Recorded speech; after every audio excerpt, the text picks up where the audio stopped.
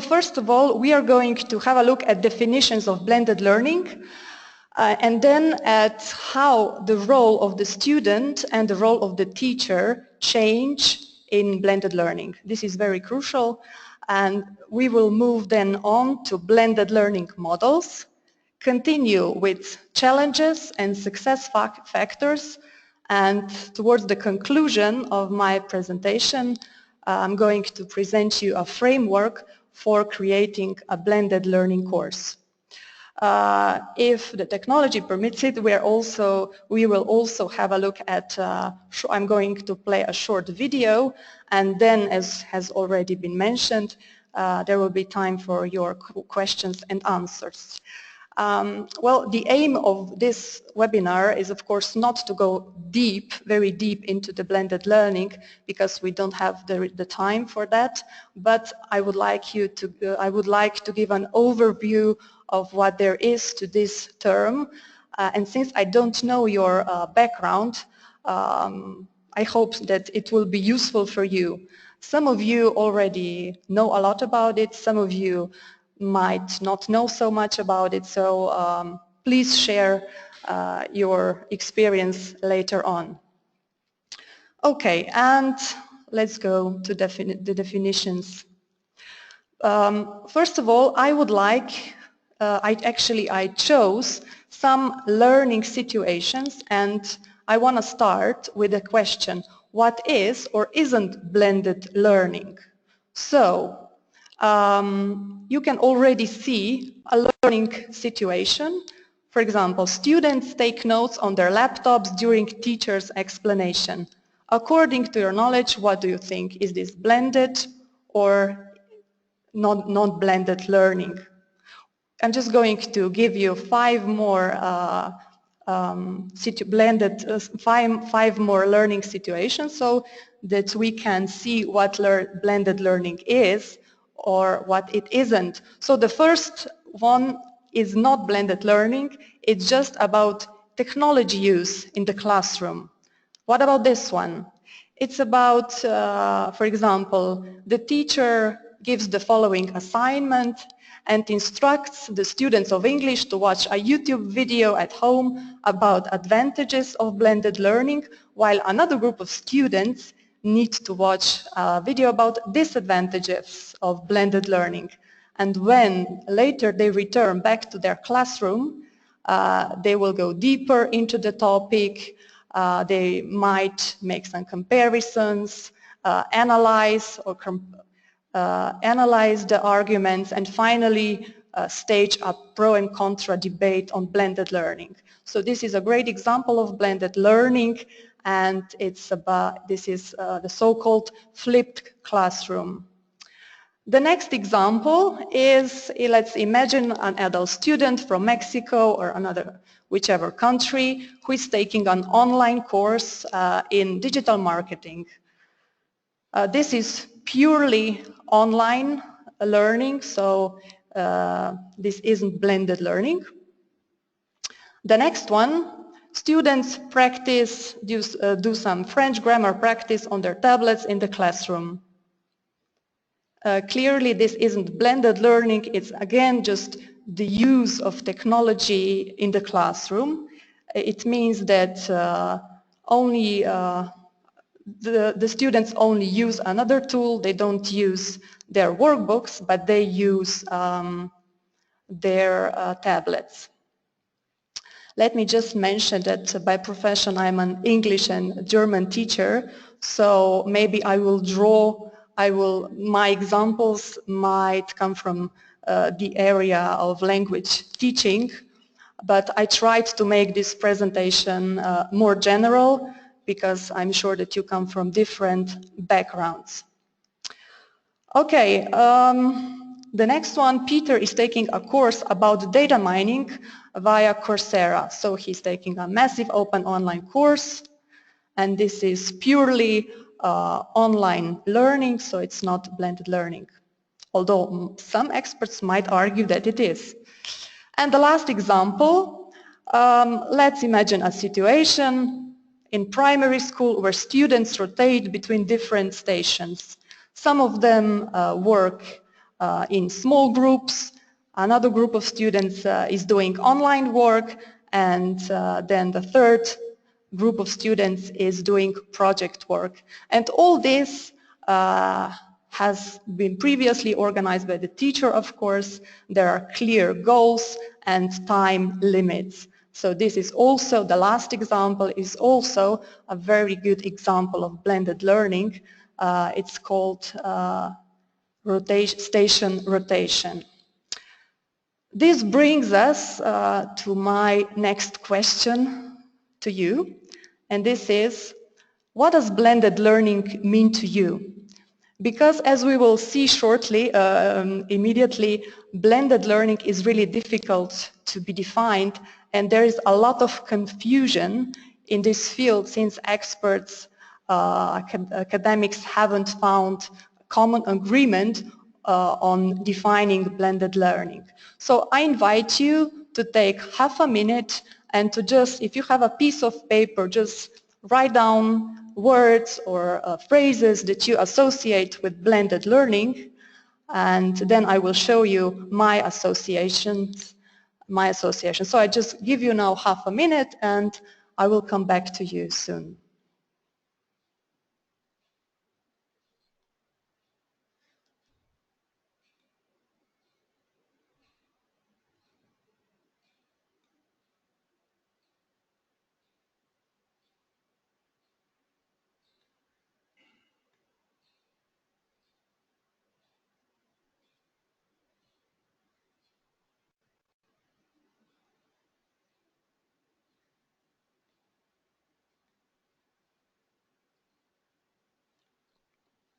Okay, so I'm sure you wrote or thought about different terms. Well, here are my terms.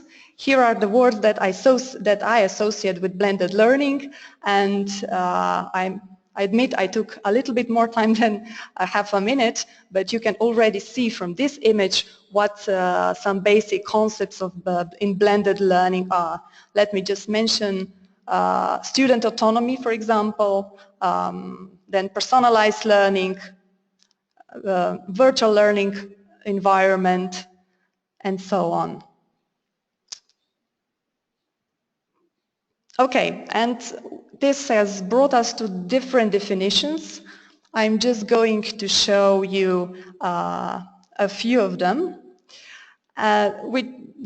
This illustrates, as I have already said, what blended learning means to different people. This is important to know because once we start planning blended learning courses, we need to be aware of the fact that really different people have different understanding of this concept.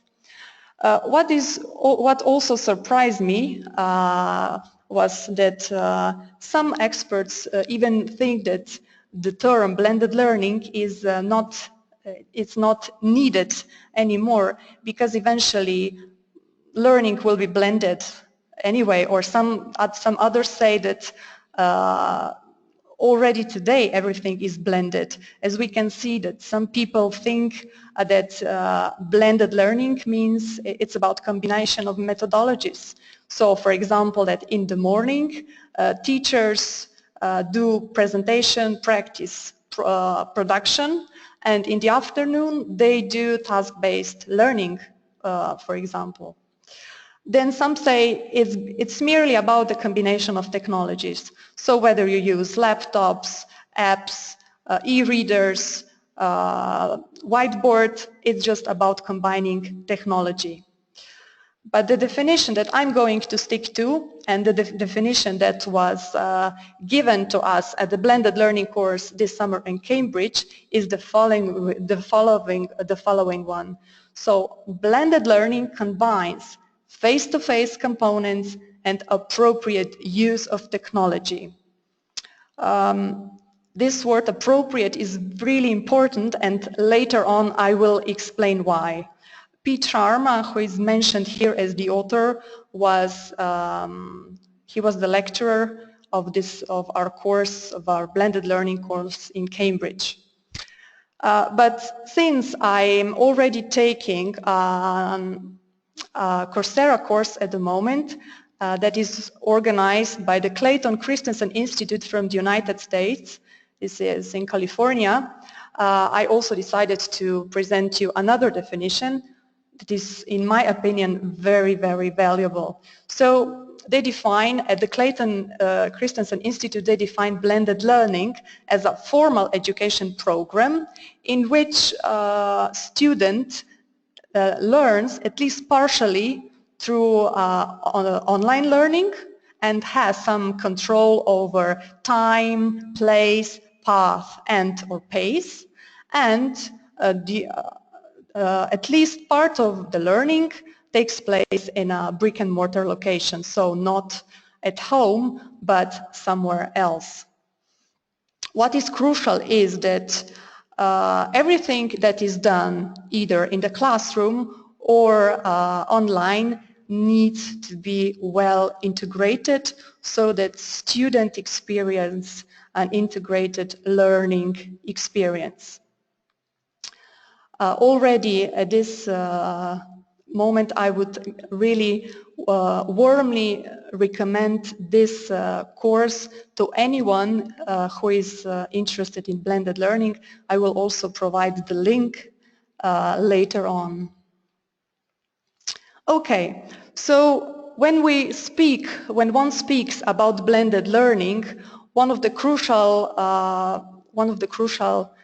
answer is, so why? What does it bring to the student, or what does it bring to the teacher? Well, the first thing is personalization. Blended learning enables to focus on individual students' needs. It enables them to work on those areas they really need to work on. They don't work generally on everything, but there is a way to focus on the weak spots and to help students become a better learner. Then the second thing, very crucial or fundamental to the concept of blended learning, is the so-called student ownership or student agency. This means that the student becomes very active in terms of taking control over his or her learning. Just imagine that you are taking an English or a French language course, and you get a lot of really quality prepared instruction or exercises that you need to do, for example, at home. And you can, when you are at home, you can decide when you're going to study some content, how many times you're going to go through it. So it enables you to have control over the time where you learn, also over the location. So you can learn at home, you can learn on a holiday if you want to, anywhere where you have, where you can use some technology. And also, what is important, it enables you to set your own pace. So learners who are slower can take it slower than students who are very fast. Then another crucial thing is the relationships. When I have talked to our teachers of foreign languages, and many teachers are kind of suspicious sometimes. So why all this technology suddenly, not suddenly, but why now all this technology in the classroom?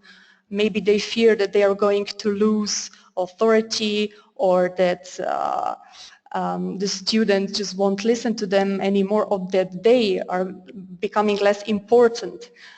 The thing is that even in blended learning, as in every other approach to teaching or learning, the teacher teacher relationship with the student remains fundamental to learning success. So if we manage to personalize learning process, and if we give the students some more control over the learning process, This can also improve the relationships between the teacher and the student. And finally, there is the term that I haven't been so familiar with, mastery-based education, which simply means that students move on when they are ready. So they can work on their weak areas a bit longer. Of course, there must be some minimum required knowledge, but the point is that in blended learning, and we are speaking about quality blended learning, students don't move from one content to another one and before they are ready. So now we have had a look at what blended learning brings to the student, and now I want to speak about what it brings to the teacher. Okay. So, if you think about your learning experience, maybe 20, 10 or 30 years ago, and imagine you sitting in the classroom and about the way your learning took place. So the traditional role of the teacher is understood the following way. So the teacher is a lecturer, he's using fixed groups in the classroom, he focuses on the content and explains the teaching content. On the other hand, there is the student who is a passive receiver and who is listening into general content that the teacher is giving. Well, the advantage of blended learning is that in blended learning, teacher becomes facilitator. So because we have already seen that the focus and control over learning has shifts to the student, so teacher is no more somebody who stands in front of the children, but is facilitator. He's there to recognize students' needs, to organize teaching in the best possible way so it benefits the student. Then dynamic groupings. Dynamic groupings is not something that is easy to do. If you imagine a class of 30 students, how are you going to organize the 30 students into effective groups and enable students to learn according to their needs, according to their pace, and so on? Well, blended learning can help a lot, because with the use or with the combination of face-to-face and with the combination of face-to-face and online learning, technology takes over some tasks that it can really do well. So, for example, if you imagine a classroom in which there are three groups of students, one group is working on one group is doing some online work, and the teacher doesn't have to be involved, and the teacher is in the meantime working with other students, and the third group is maybe just doing some paper and pencil work. So the teacher is able to rotate between different groups, and also these groups are of course organized according to students' needs and their goals.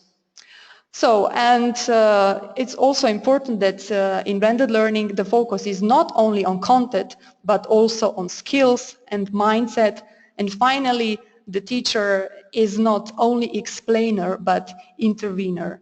I'm aware that all this might sound a little bit or rather theoretical or abstract, but I would like later I will show you a video when you can see how this works in practice. Okay, so if you Google or if you type in blended learning into Google, you can read a lot about blended learning models. There really are a lot of blended learning models out there, but I decided to present just some of them. I also came across these models in the MOOC that I'm taking right now. So let's have a look at them. You might already know them, but I hope at least there is something new for you. So we're going to have a look at the flipped classroom, at the rotation and the flex model. So flipped classroom. Actually, the basic thing about the flipped classroom is that what is traditionally done in the classroom is now done home, or let's say outside the classroom. So in flipped classroom, the teacher provides the instruction online. For example, if you study art history, you will go online where you will find instruction. Maybe you will have to listen to a podcast, maybe you will have to watch a video or read some academic articles, but the main thing is that you will you will do the introduction part at home.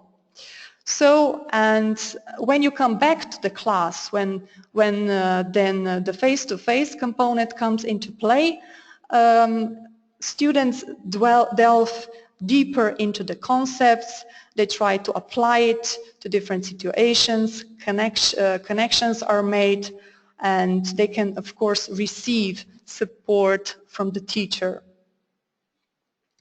And as we see, traditionally, teacher instructs and student follows, which is now, I think this is something that is really beneficial to students, but of course we need to be careful when we use it, with which target group, and we need to take into account lots of different criteria. Okay, now another very interesting blended learning model is station rotation model. In this model, a student rotates between different learning stations. For example, they start with some online instructions and then they move to teacher-led instruction, and finally maybe they work in small activities and collaborate with other students. The teacher is present, so all these rotations take place within the classroom, and the teacher is there to facilitate, to intervene when necessary. So it's again this shift in the traditional roles. I would be very interested if any one of you has ever used this model of blended learning. At our adult education center we haven't used this, but I would be very interested in your experience. And the next one is the so-called lab rotation model. In this model, the students work partly in the classroom when they are given direct instruction, and then they move to the learning labs when they do online work. So they rotate between computer lab and the classroom to do different kinds of activities. And finally, the model number 4 is the so-called flex model. In flex model, online learning is the principal student experience, although the students are also directed to do activities offline. So they move on a fluid schedule among these different stations, and the teacher is there on site and helps when necessary, but the students learn mostly, the students mostly learn in the campus or in school, except for any homework assignments. In this blended learning course that I'm doing now, there are great examples of schools who have already implemented these models, and for those who are interested, I can send the links via email so you can have a look at these videos. To me, they are really great because they show the potential of blended learning. Before I continue with my presentation, let me just say that all these things that I've been describing up to now are are happening in a quality or almost, let's say, in an ideal blended learning experience. Of course, there are many circumstances that affect the model that a school chooses, and we are going to go into that in the second part of the presentation. Another thing that I would like to mention is that there can be different ratios between these two components, so between the face-to-face and the online component. So some education organization may, for example, offer mainly face-to-face courses or programs. Then some other schools might be doing hybrid options, so 50% of the program is face-to-face, 50% is online. Then there are programs who are mainly online, and there are programs who are wholly online, so 100%.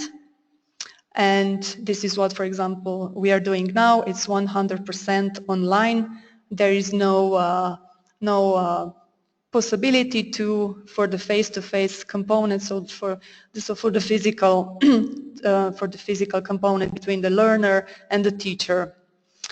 Another thing that I would like to mention is the so-called dual track and the integrated model. What does the dual track mean? It means that apart from the materials that the teacher gives the students in the classroom, the teacher also gives access to the students' digital materials, which they can use 24 hours per day, apart from the lessons they receive in the classroom. Usually this is connected with publishing the materials, some kind of a platform, so the students need a password. And what is important and crucial is how well integrated these tracks are. They may be well integrated, or there may be no integration. And on the other hand, there is the integrated model when, for example, a program or a course starts with face-to-face component and then moves to technology, or to online component, and these two modalities are constantly exchanged. Okay, now I would like to present you the 3 factors of success according to our lecturer in Cambridge, Pete Sharma. So according to Pete Sharma, these are the 3 fundamental success criteria of every blended learning experience. And I will start with the last one for a change. So the attitude. The attitude is the teacher's attitude to the blended learning experience. We should never forget that the teacher's attitude or the teacher's relationship to the student is fundamental to the success of learning. So if the teacher is not motivated or the teacher is not trained properly, we cannot count on good results of blended learning. Then there is complementarity. Complementarity means that everything that we do, let's say on the face-to-face basis, must be totally integrated with what is done online. Because this is one of the big challenges in blended learning, that, for example, the face-to-face part is excellent, and then what is being done online doesn't connect to what is being done in the classroom. So we always need to have in mind that the goals, the pedagogy, the methods, everything needs to be complementary in order to provide the student with a quality blended learning experience. And finally, appropriacy. Appropriacy means that we have to know when, how, why we are going to choose different modes. So when are we going to use face-to-face component and when are we going to use online component? Because, for example, to develop critical thinking, you might use some mode could be more appropriate than the other mode. This also, for example, if you teach, let's say, a subject to elderly people, to a group of students who are 60 plus, you're probably not going to offer them 70% online and 30% face-to-face education program. So these three factors are crucial. And there is one more, and this is the training. Without the training, we cannot prepare teachers, neither teacher nor students for successful blended learning. So whichever schools starts doing it, the training is one of the crucial elements. While listening to this course on Coursera, I came across some powerful statements that I would like to share with you. And the first one is this. So we should let computers do what they do best so that teachers can do what they do best.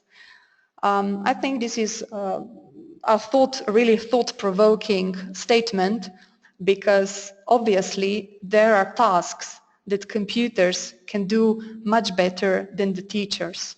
Just think of assessment, testing, or evaluation.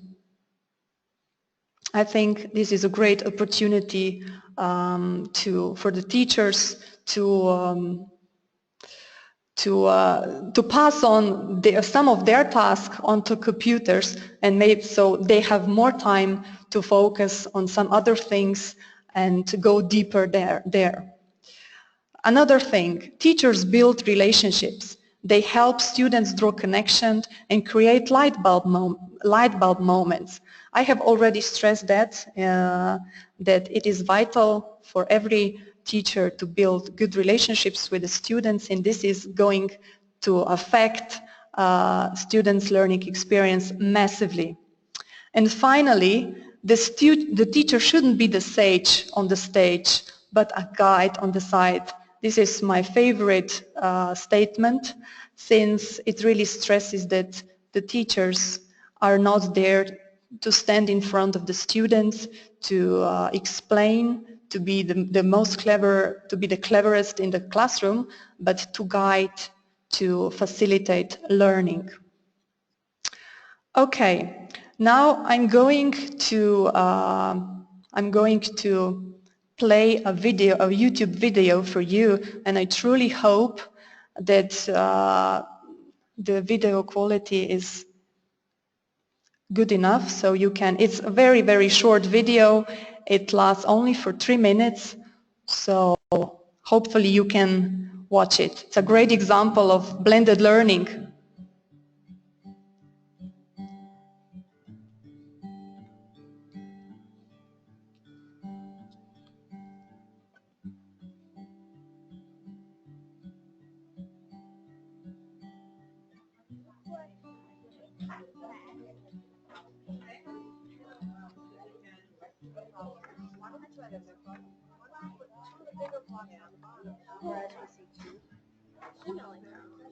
Okay, so what else can you use to build our house with rectangles?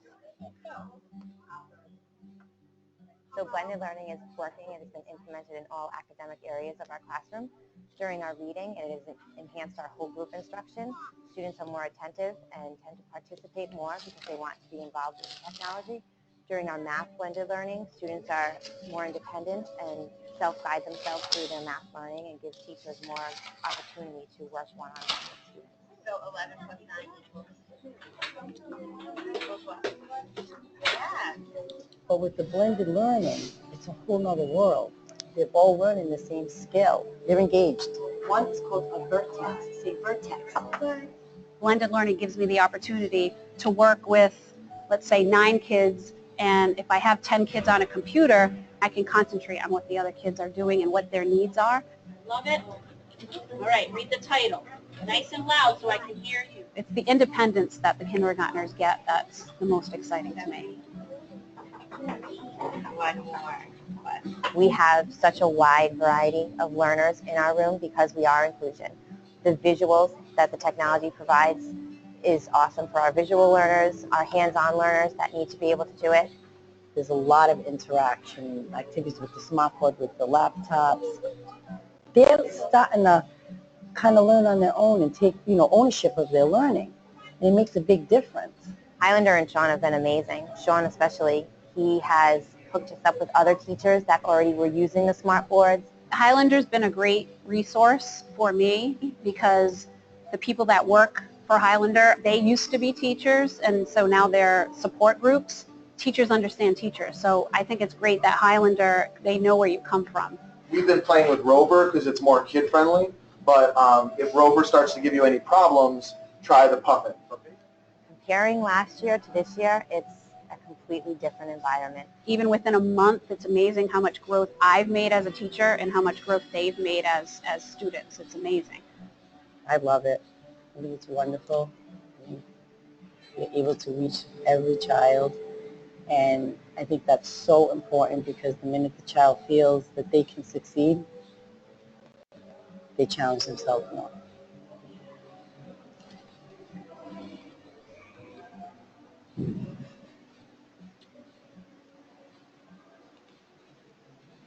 Okay, so this was a short video of how blended learning is implemented at the Highlander Institute, and I think it's really a great illustration of the best of blended learning.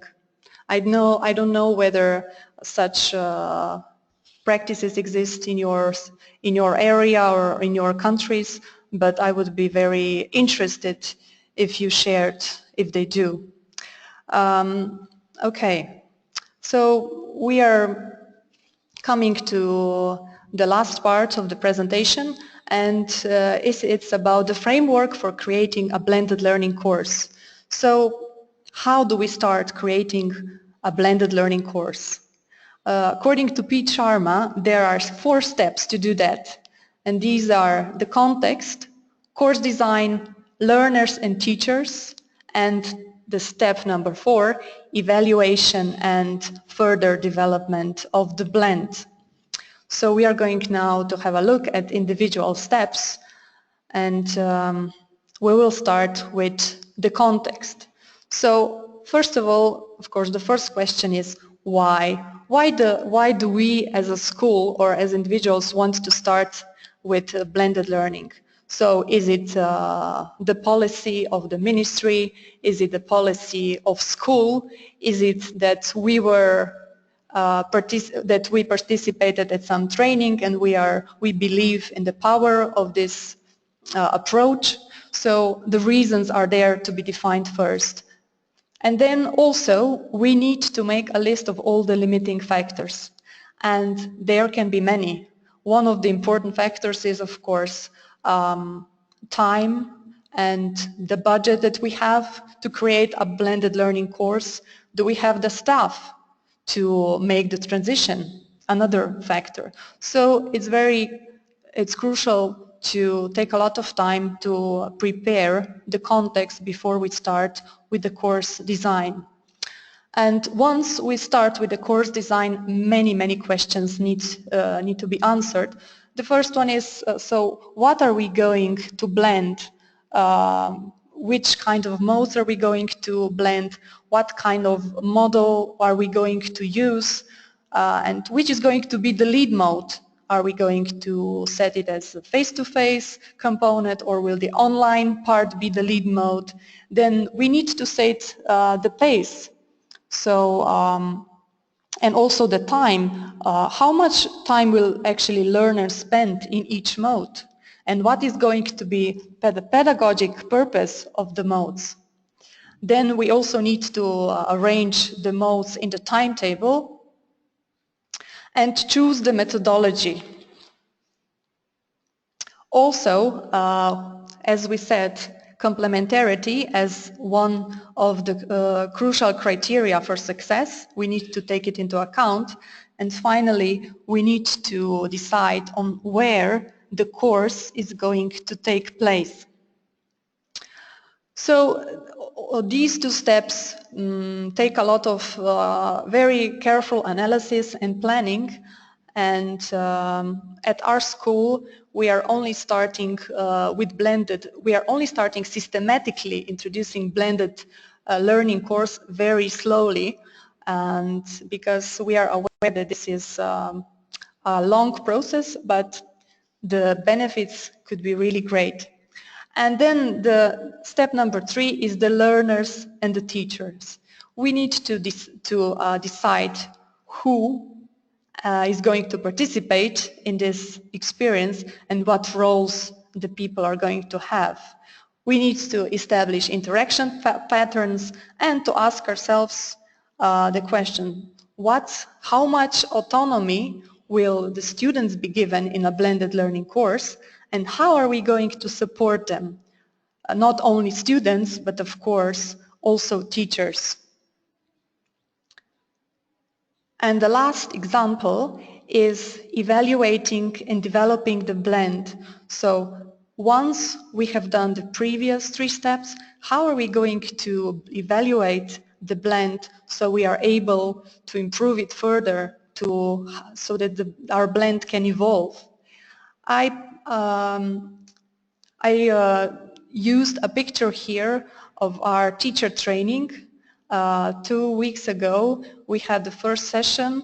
These are language teachers, and they came to the workshops on blended learning, where my colleague, who is in the picture standing, she presented something similar that I did to you today, but we also focused on a lot of digital tools for teachers that are going to be presented at the webinar tomorrow.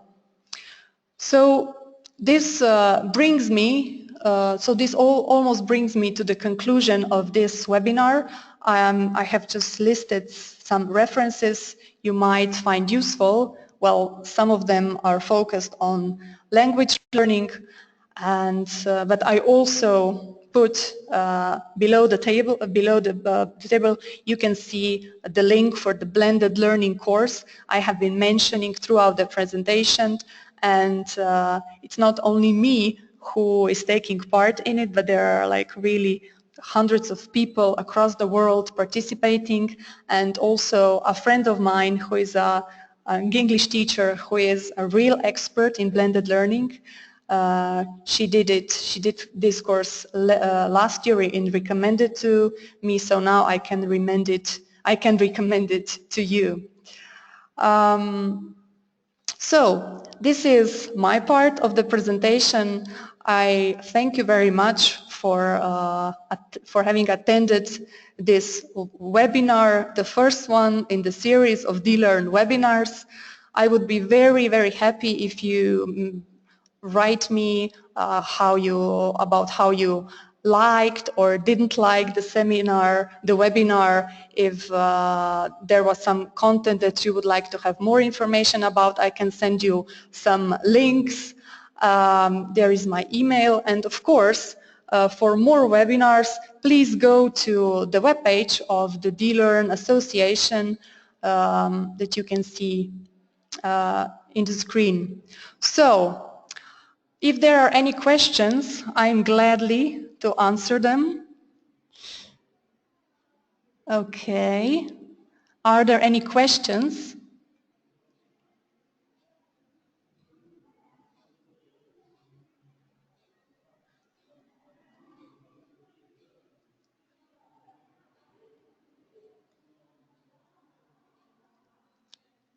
If somebody would like to speak, could you please raise your hand or maybe write something in the chat so I can disable the listen mode only?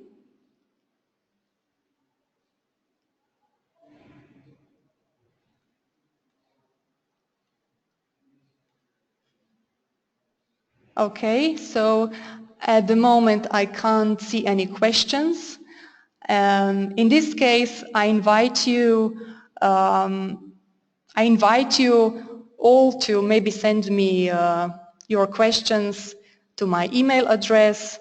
And again, I really thank you very much for attending the webinar. I hope it was useful, that maybe you got some starting point for your further exploration of this topic.